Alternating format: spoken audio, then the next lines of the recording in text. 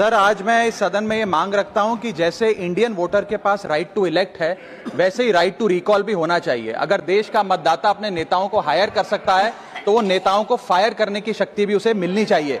Sir, right to recall is a mechanism that empowers the voters to de elect a नेता representative before the tenure ends if he fails to discharge his और her duty. Sir, हम MP MLA चुनते हैं, उसके बाद अगर वो काम ना करे, अपने वादे भूल जाए, जनता से दूर हो जाए, तो 5 साल तक इंतजार करने के अलावा जनता के पास कोई ताकत नहीं है।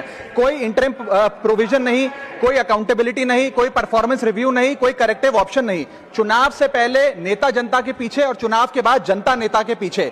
और सर, 5 साल is too long a period in this day and age. अगर एक गलत फैसला गलत नेता को चुनने का लिया तो लाखों लोगों का भविष्य अंधकार में जाता है और पूरा क्षेत्र पीछे जाता है। Sir, we can trust our voters to elect.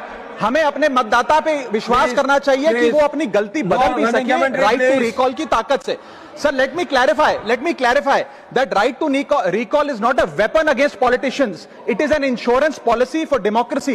और भारत के संविधान में जब आप राष्ट्रपति को इंपीच कर सकते हैं टेन्योर के दौरान, उपराष्ट्रपति को हटाने का प्रावधान है, जजों को इंपीच करने के लिए प्रोसेस लेट डाउन है, यहां तक कि रूलिंग गवर्नमेंट के खिलाफ नो कॉन्फिडेंस मोशन लाकर आप सरकार बर्खास्त कर सकते हैं।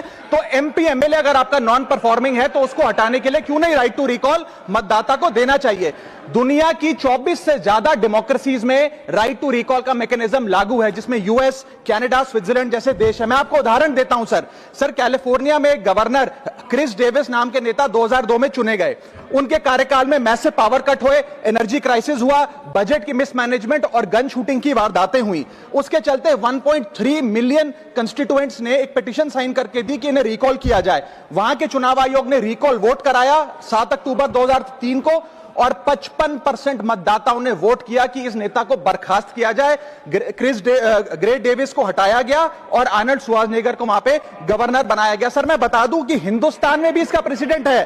कर्नाटक, मध्य प्रदेश, महाराष्ट्र और राजस्थान में रिकॉल मैकेनिज्म ग्राम पंचायत के स्तर पे लागू है और ग्राम सभा के लोग मतदाता वोट करके उन्हें वापस बुला सकते हैं। सर, लेकिन इसका मिसयूज ना हो, इसलिए हमें सेफगार्ड्स भी बनाने पड़ेंगे। एक थ्रेशोल्ड रखना चाहिए कि 35 से 40% मतदाता अगर साइन कर दे तभी राइट टू रिकॉल वोट करवाया जाए।